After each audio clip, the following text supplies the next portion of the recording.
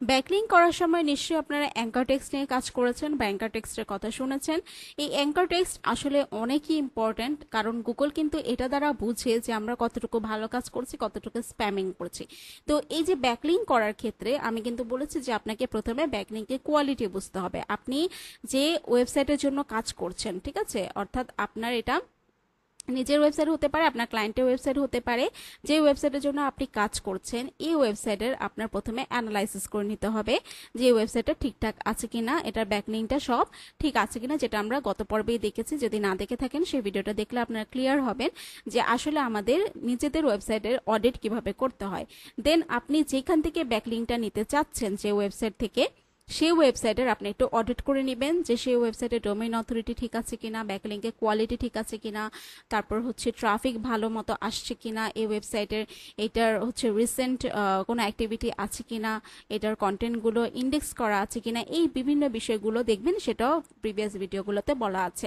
তো এই যে দুইটা বিষয়, যে আপনার একটা ওয়েবসাইট এটার হচ্ছে ভালো মতো অ্যানালাইসিস করা এবং আপনার যে কম্পিটিটর সেটা ভালো মতো অ্যানালাইসিস করা, এই দুইটার মাঝে কিন্তু অ্যাঙ্কার টেক্সট অ্যানালাইসিসের বিষয়টাও চলে আসে। এবং আপনি যখন এই ব্যাকলিং করবেন তখন অ্যাঙ্কার টেক্সটগুলো কিভাবে ইউজ করবেন এই বিষয়গুলো কিন্তু আপনাকে বুঝতে হবে।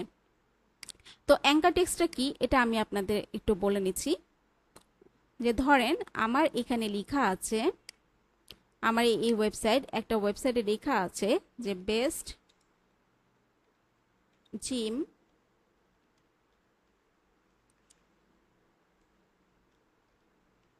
ইকুইপমেন্ট ফর ইয়োগা, ইয়োগার জন্য বেস্ট জিম ইকুইপমেন্ট কোনগুলো। এখন এই যে জিম ইকুইপমেন্ট কথাটা আছে, তাই না, এই জিম ইকুইপমেন্ট এই কথাটাকে ধরেন আমরা বোল্ড করে দিলাম এবং এখানে একটা লিঙ্ক দিয়ে দিলাম। যখনই কেউ এই লাইনটা পড়ছে, মাউসটাকে হোভার করছে, এটাতে ক্লিক করলে চলে যাচ্ছে আমাদের এই ওয়েবসাইটে।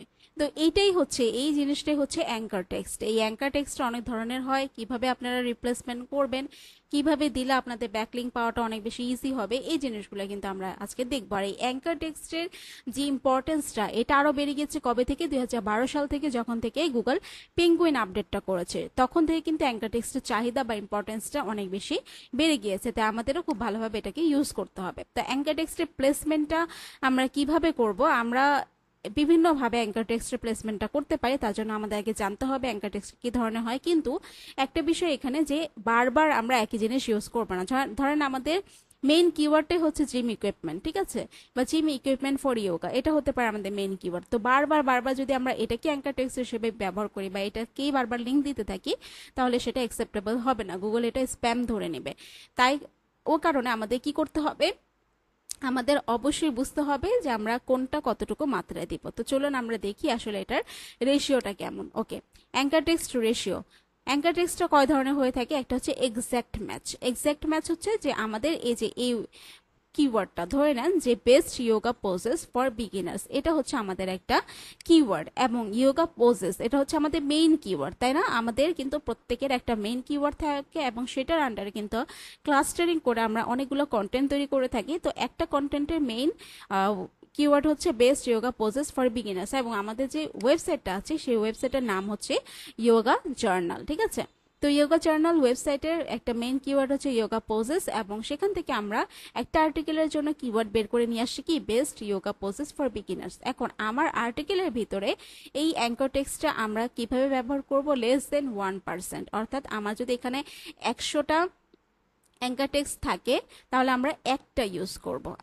আবার হতে পারে যে আমাদের 1000টা অ্যাঙ্কার টেক্সট আছে, সেক্ষেত্রে আমরা 10টা অথবা 10টার কম অ্যাঙ্কার টেক্সট আমরা জাস্ট এই এক্সাক্ট ম্যাচটা ইউজ করব। ওকে, দেন আসেন পার্শিয়াল ম্যাচ। এই পার্শিয়াল ম্যাচটা কিভাবে হতে পারে, যেমন দেখেন best yoga poses for beginners ছিল, এখানে কিন্তু সেমটা নেই, বিগিনার্স ইয়োগা পোজেস টিপস, অর্থাৎ এখান থেকে কিছু অংশ আছে এবং কিছু অংশ আলাদা আছে, অর্থাৎ পার্শিয়ালি এটা ম্যাচ করছে অ্যাঙ্কার টেক্সটের সাথে, এই কারণে এটাকে বলা হয় পার্শিয়াল ম্যাচ অ্যাঙ্কার। এটা আমাদের 5%-এ কম দিতে হবে, অর্থাৎ যদি এরকম হয় যে 100টা অ্যাঙ্কার টেক্সট আমাদের একটা আর্টিকেলে আছে, সেখানে 5টার কম আমরা দিব ইয়োগা, বেস্ট হচ্ছে পার্শিয়াল ম্যাচগুলো। দেন আসেন ব্র্যান্ডেড অ্যাঙ্কর। ব্র্যান্ডেড অ্যাঙ্কর হচ্ছে আমাদের যে মেইন ওয়েবসাইটটা আছে, যেমন yogajournal.com, এটা হচ্ছে আমাদের একটা মেইন ওয়েবসাইট, এবং ইয়োগা জার্নালই হচ্ছে আমাদের ব্র্যান্ডেড অ্যাঙ্কর। যদি এরকম হয় tahanixsite.com, তাহলে তাহানিক সাইটে হচ্ছে আমাদের ব্র্যান্ডেড অ্যাঙ্কর।